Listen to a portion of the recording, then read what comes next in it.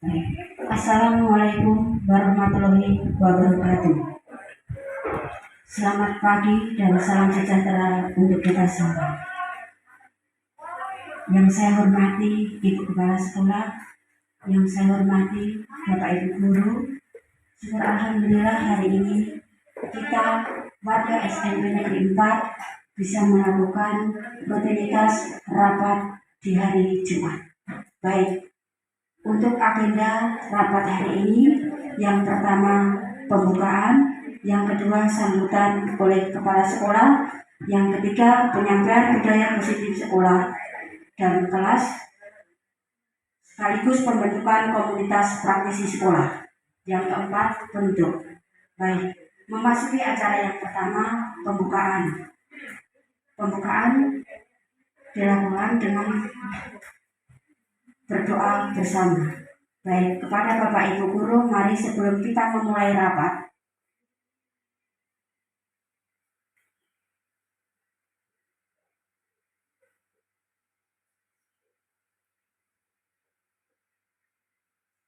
terima kasih. Baik Bapak Ibu, sebelum kita memulai rapat, marilah kita berdoa bersama sesuai dengan agama kita masing-masing. Berdoa dimulai.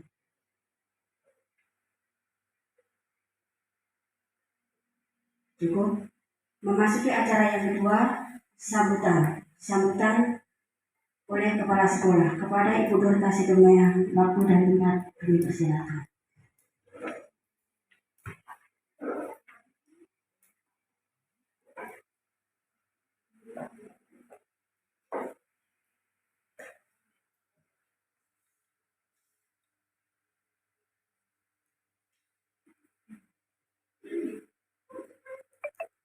Selamat pagi Bapak Ibu, salam sejahtera buat kita semua. Kita bersyukur kepada Tuhan Yang Maha Kuasa atas lindungannya kita bisa berkumpul di tempat ini dalam suasana penuh kegembiraan, kesehatan, hingga pada saat ini kita bisa bertatap muka dengan salah satu guru penggerak SMP Negeri 4 Bontang. Hari ini ada dua agenda Bapak Ibu. Yang pertama itu adalah rencana dari Pak Wahyudi, itu diseminasi. Beliau sebagai guru penggerak nanti akan dipaparkan. Kalau guru penggerak, semua guru harus mendukung ya Bapak Ibu ya. Nanti pada saatnya kita menjadi sekolah penggerak. Tapi tidak tahu, ini masih mendaftar, masih dalam proses. Jadi Bapak Ibu tentunya ada kesibukan-kesibukan yang ada di dalamnya. Ya, seperti guru penggerak ini, beliau nanti apa sih guru penggerak itu, apa sih yang harus dilaksanakan, bagaimana sih aplikasinya ke siswa, ke lingkungan sekolah, lingkungan belajar. Nanti akan kita dengarkan dari Pak Wahyudi sebagai tugas mereka, tugas beliau di dalam proses calon guru penggerak.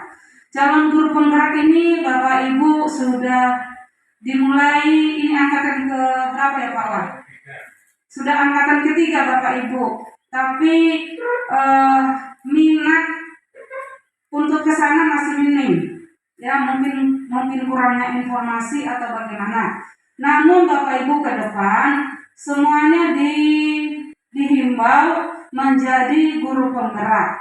Ya, semua dihimbau menjadi guru penggerak. Kemarin saya mencoba mendaftarkan, tapi sampai hari ini belum ada hasilnya, diterima atau tidak, karena harus diseleksi Bapak Ibu. Jadi guru penggerak ini bukan sekolah yang unggulan, bukan sekolah yang berprestasi, bukan sekolah yang hebat, bukan menunjukkan kehebatan, tetapi semua sekolah negeri maupun swasta bisa mengikuti. Sehingga kemarin kita mikir kenapa nggak mencoba, karena yakinlah bahwa setiap program itu banyak informasi-informasi yang bisa membantu kita meningkatkan mutu pendidikan, meningkatkan karakter anak, dan itu pasti bermanfaat bagi sekolah dan bagi guru. Jadi Bapak Ibu, diseminasi hari ini nanti akan ditunjukkan apa sih yang sudah dilakukan dan apa programnya ke depan. Karena guru penggerak itu, calon guru penggerak menjadi guru penggerak itu diprosesnya 9 bulan Bapak Ibu. Jadi seperti kita mengandung bayi. Ya, 9 bulan. Nah, kenapa sampai segitu lamanya? Ya karena memang proses ya Bapak Ibu yang ditekankan kalau saya lihat di dalam program sekolah penggerak atau guru penggerak itu adalah karakter anak. Jadi tujuannya bukan nilai akademik, bukan. Nah, jadi kita jangan takut Bapak Ibu jangan takut mendaftar karena anak kita seperti ini, saya takut dan bisa enggak. Jadi target-targetnya itu, saya lihat di sana bagaimana proses belajar mengajar itu mendekatkan anak ke merdeka belajar. Saya lihat tidak lagi hanya berceramah gurunya, tapi sudah melibatkan anak di dalam mengambil kesimpulan, sudah melibatkan anak di dalam memecahkan masalah. Nah, ini yang dilaksanakan sebagai guru penggerak. Nah, kalau kemarin Bapak Ibu sekolah penggerak itu stop bullying. Tuh, jadi karakter dari misalnya cara bicaranya, kemudian saling apa ya, kalau bullying itu kan banyak ya jenisnya ya, saling mengolok, menghina dan lain sebagainya itu. Jadi semuanya berbicara dengan karakter. Di sana tidak dituntut nilai akademik. Walaupun Bapak Ibu itu kan mengalir. Kalau anak sudah baik, sudah disiplin, pasti nanti berefek ke nilai akademiknya. Jadi mungkin itu cara jitu pemerintah bagaimana untuk mencapai nilai akademik yang tinggi mulai dulu dari karakter anak. Ya, kalau anak sudah nurut misalnya, tidak malas, kemudian disiplin, semua akan bisa berjalan dengan baik. Ya, karena kan selama ini yang kita hadapi karena anak kebanyakan malas. Ya, malas. Bukannya tidak tahu. Saya yakin Bapak Ibu guru itu dalam memberikan soal tidak di luar kemampuan anak. Saya yakin dan percaya 100% dan bahkan 1000%. Tidak ada kesulitan sebenarnya kalau dia mau. Ya, karena semuanya ada tingkat kompetensinya, tingkat kesulitannya. Ya, tapi sampai sekarang pun guru masih menagih-nagih tugas. Inilah yang dibangun kesadaran anak di dalam belajar. Bagaimana anak bertanggung jawab terhadap dirinya. Bagaimana anak bertanggung jawab terhadap tugas-tugasnya. Kita kan seperti memperlakukan anak TK ya, anak kita itu. Kita bangunin, kita jemput, kita tagih-tagih tugasnya. Nah, ini Bapak Ibu yang perlu yang kita masih perlu cara-cara bagaimana supaya mereka berubah. Ya, bagaimana supaya mereka berubah. Jadi ketidakberhasilan anak di dalam menyelesaikan tugas, kita harus tanya juga sebagai guru, kan begitu Bapak Ibu ya. Jadi jangan hanya menyalahkan anak, itu maksudnya. Ya, jangan menyalahkan anak, tapi bagaimana sih supaya anak ini respon dengan tugas yang saya berikan, harus seperti itu. Jadi jangan, itu kan memang malas, ini begini, ayo. Kita dari dulu diharuskan mengenali karakteristik siswa. Nah, kita kenali, walaupun Bapak Ibu sulit ya, karena kan kadang mengajar 12 kelas, ya, kadang mengajar 8 kelas, kali 34 orang. Tuh, kalau mengenali satu persatu karakteristik anaknya, ya sangat sulit. Nah, nanti akan kita jelaskan, Bapak Ibu, nanti sesi kedua kita akan rapat nanti yang disampaikan oleh Ibu Endang. Ini dulu kita selesaikannya, nanti kita jam 9 ke rapat yang berkaitan dengan kurikulum sekolah. Untuk ini mari kita dengarkan baik-baik, mari kita dukung Bapak Ibu ya, kita dukung Pak Wahyu sebagai guru penggerak. Ada berapa Pak di Bontar? Ada 25 ya untuk sekolah penggerak. Kalau guru penggerak apa namanya Pak? Kalau gurunya apa namanya? Bukan. Yang di atasnya Bapak.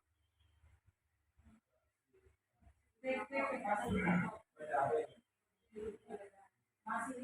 Ada istilahnya, ada istilahnya. Beda-beda. Jadi itu Bapak Ibu ya, kita dukung. Kalaupun nanti Bapak Wahyudi memerlukan sesuatu dari Bapak Ibu guru, silakanlah ditolong supaya beliau bisa sukses tepat waktu. Karena sampai saat ini masih proses. Pak Wahyudi kalau mengajar kayaknya masih searah, ya. Jadi harus ini harus diubah Bapak Ibu. Jangan hanya ceramah, ya langsung aja. Tapi kan memang sekarang kalau diskusi pun kan terbatas ya, karena kita harus jaga jarak. Jadi memang serba salah dalam masa pandemi ini. Tidak seperti dulu lah ya, kelompok ini memecahkan masalah nomor 1, kelompok ini nomor 2, kelompok ini. Tapi kan sekarang tidak bisa seperti itu, tidak bisa berkelompok anak itu. Ya, tapi bagaimanapun caranya, walaupun dalam masa-masa pandemi ini kita harus terus melibatkan anak di dalam proses pembelajaran.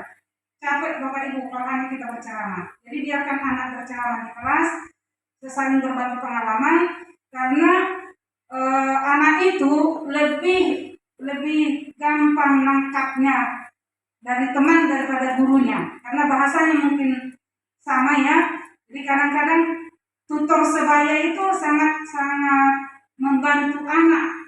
Ya, sangat membantu anak karena bahasa temannya itu mudah dipahami. Ya, guru-guru kita kan sudah pada senior nih. Mungkin bahasa kita terlalu tinggi dengan usia anak 13 tahun, 14 tahun. Ya, itu juga perlu kita lihat. Kenapa anak lebih enak mendengarkan dari temannya daripada lebih gampang menerima kalau temannya ngajarin daripada gurunya, ya karena itu bahasanya sederhana.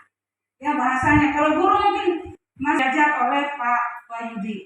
Kita lihat bagaimana perubahannya, bagaimana karakternya, perilakunya, cara bicaranya. Makanya Bapak Ibu, setiap masuk Bapak Ibu, saya selalu katakan di grup MKKS, saya belum bisa memaksa anak itu untuk mencapai nilai akademik yang lebih baik.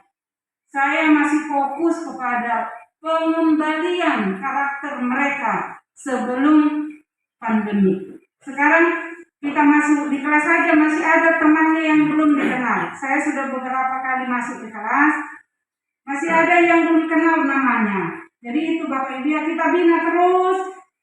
Ayo siapa yang belum kenal namanya? Sudah kenal semua? Sudah. Saya kemarin di 7B.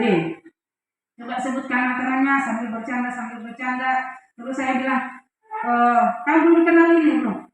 Kenalan dulu. Kawan, siapa namamu? Nah, gitu jadi ketawa semua. Tapi mereka jadi tahu. Oh iya kawan, namaku ini. Saya ajar seperti itu sambil ketawa, tapi dia pasti ingat. Ya dia pasti ingat. Seperti hal seperti itu ya Bapak Ibu ya. Kita terus jangan hanya mengejar materi. Ya, materi itu